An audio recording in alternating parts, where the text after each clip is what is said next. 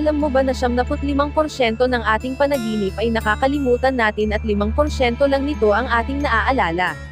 Sa ating panaginip ay may mga simbolo na nakatago na konektado sa buhay natin or magiging kapalaran natin. Maaari itong maging positibo at negatibo. Hello po madam, maaari ko po malaman ano po ibig sabihin ng sinindihan ko po ang asul na kandila, matagumpay na nasindihan, maliwanag, at ipinatong ko po ito sa isang puti na kandila na may sindi din. Number 1, ang panaginip na nagsindi ng asul na kandila ay karaniwang sumisimbolo ng espiritual na gabay, kapayapaan, at malalim na emosyonal na paghilom.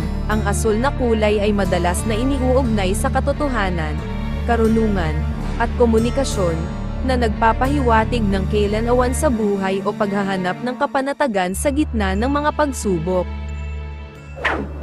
Number 2, maaaring senyales ito na hinahangad mo o makakaranas ka ng katahimikan sa iyong emosyon at isipan. Number 3, ang pagsindi ng kandila ay nagpapahiwatig ng pagnanais na magkaroon ng mas malalim na koneksyon sa iyong sarili o espiritual na aspeto ng buhay.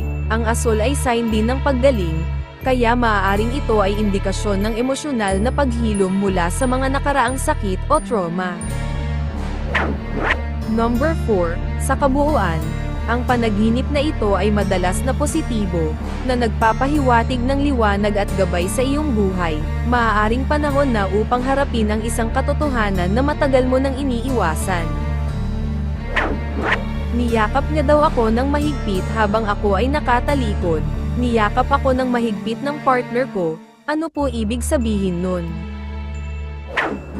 Number 1, ang niyakap sa panaginip ay kadalasang sumisimbolo sa pangangailangan ng suporta, pagmamahal, kapanatagan, o pagtanggap. Maaari rin itong magpahiwatig ng pag-unlad sa buhay na may kasamang kumpiyansa, o kaya'y pananabik sa isang tao, gaya ng ex-partner. Ang yakap ay nagpapahiwatig din ng pagtatapos ng alitan o pagyakap sa sariling damdamin.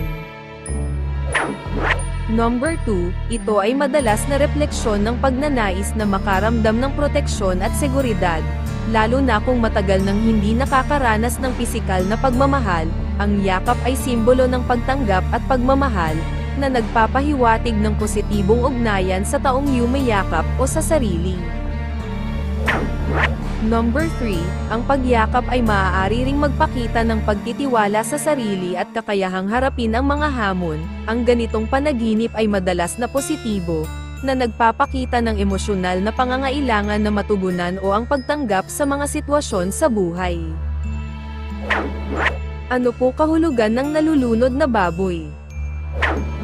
Number 1, ang panaginip tungkol sa nalulunod na baboy ay madalas na may kaugnayan sa emosyonal o pagharap sa mga negatibong sitwasyon. Maaari itong magpahiwatig ng pangangailangang bitawan ang mga mabibigat na damdamin o problema sa totoong buhay. Sa ilang interpretasyon, ang mga ganitong panaginip ay maaaring sign ng paglilinis o pagtatapon ng mga masamang karanasan, na nagbubunga ng pagbabago o pagsisimula. Number 2, ang pagkalunod ng baboy ay maaaring sumasalamin sa pakiramdam na ikaw ay nalulunod sa mga problema, stress, o negatibong emosyon. Number 3, kung minsan ito ay iniuugnay sa mga bagay na nais nating alisin sa ating buhay, kaya ang pagkalunod nito ay maaaring mga hulugan ng pagtatapos ng isang hindi magandang sitwasyon o ugali.